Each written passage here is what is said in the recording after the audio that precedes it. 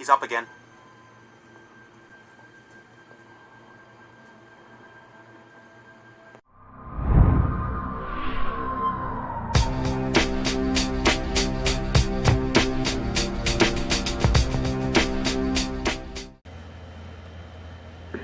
This was where Enki's greatest rebellion occurred.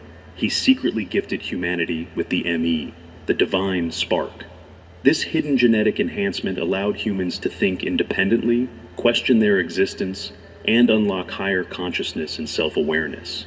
It was this act that truly separated humans from animals, humans to think the divine spark. This hidden genetic enhancement allowed humans to think independently, question their existence, and unlock higher consciousness and self-awareness. It was this act that truly separated humans from animals, granting them the ability to reason, create, and evolve beyond their original programming.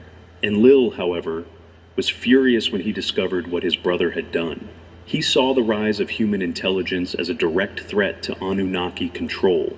Humans were supposed to be obedient workers, not thinkers. Their newfound knowledge made them were supposed to be obedient intelligence as a direct threat to Anunnaki control. Humans were supposed to be obedient workers, not thinkers. Their newfound knowledge made them unpredictable, rebellious, and harder to control. So, Enlil took immediate action. He ordered the first humans to be banished from Eden, the controlled environment where they were created. This moment, often misinterpreted in religious texts, became the story of Adam and Eve's expulsion from paradise. But in truth, it wasn't about sin or disobedience. It was about power and control. Enlil wanted ignorant workers. Enki wanted free beings. And this conflict forever changed the course of human history. What does this mean for us today? Were humans designed as a slave species, only to break free through Enki's intervention? Is our genetic evolution still unfolding because of the divine spark hidden within us? Could ancient knowledge of our true origins have been deliberately suppressed by later rulers and religious institutions? The deeper we dig into the Anunnaki mystery, the more we realize that history is far richer, more complex, and more mysterious than we ever imagined. But one thing is certain, the truth is still out there, waiting to be uncovered. The forbidden knowledge and the war of the Watchers. When humanity first emerged from the hands of the Anunnaki, they were not meant to possess ultimate knowledge. Yet, as the ancient Sumerian record suggests, something unexpected happened. Enki, the creator and protector of mankind, had already defied his fellow gods by gifting humans the spark of enlightenment. But this was not enough for him. He saw even greater potential in his creations. In the biblical story of Eden, a cryptic statement is made. The man has become like one of us, knowing good and evil. Now he might reach out and take from the tree of life and live forever. This statement suggests that immortality was within reach, but deliberately kept away. The secret of longevity had been withheld. Despite the ruling of the Anunnaki High Council, Enki once again rebelled. He secretly modified the genetic makeup of certain humans, bestowing them with longer lifespans than the rest of their kind. These chosen individuals were the first to experience the gift of near immortality, a powerful secret that would later become known as the Tree of Life. This action, too, was shrouded in secrecy, and it set the stage for the Anunnaki's greatest conflict yet, the War of the Watchers.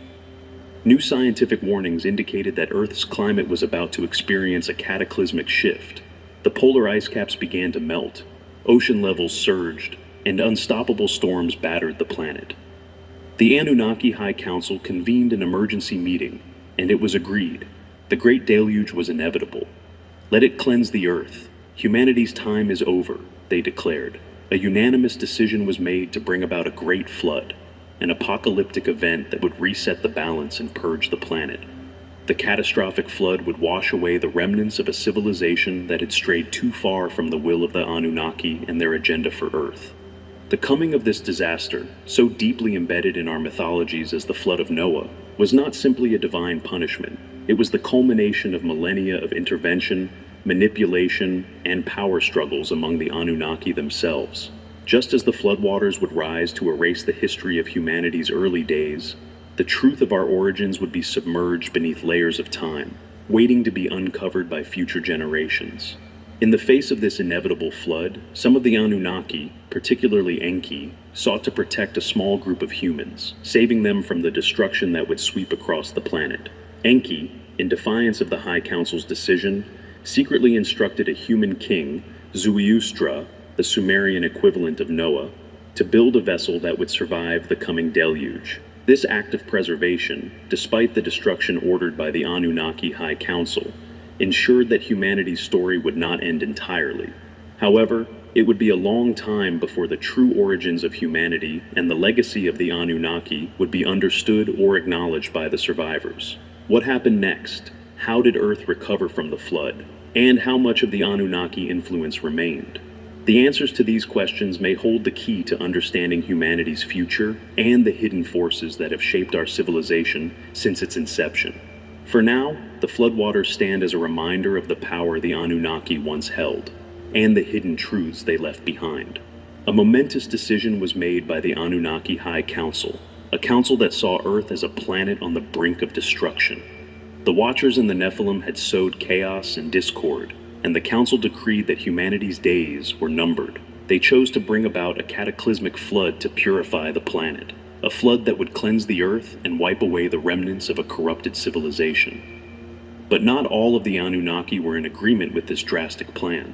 Enki, the compassionate and visionary god who had long seen the untapped potential within humanity, could not abide by this decision. While he acknowledged that humans had faltered, he believed that some were still worthy of life and had a bright future ahead. Enki saw humanity not as a failed experiment, but as a species with enormous untapped potential. He knew that not all was lost. In an act of defiance against the council, Enki took matters into his own hands and secretly intervened. He found Ziusudra, a righteous man, and guided him to build a massive ark to save not only humanity, but the animals as well.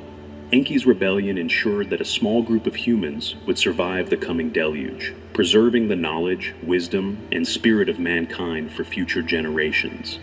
This was a monumental act, one that would alter the course of history forever.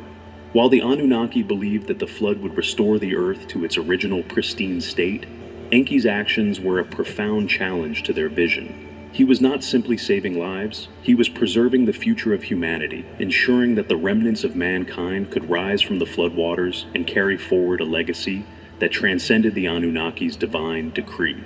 As the floodwaters engulfed the planet, humanity's fate seemed sealed. But in truth, it was only the beginning of a new chapter. Once the waters receded, Earth began to heal, and the survivors of the deluge became the ancestors of the first great civilizations. These survivors carried with them the secrets of the gods, knowledge that would eventually be passed down to future generations. But you don't understand. Your world's gonna end. What the hell are you?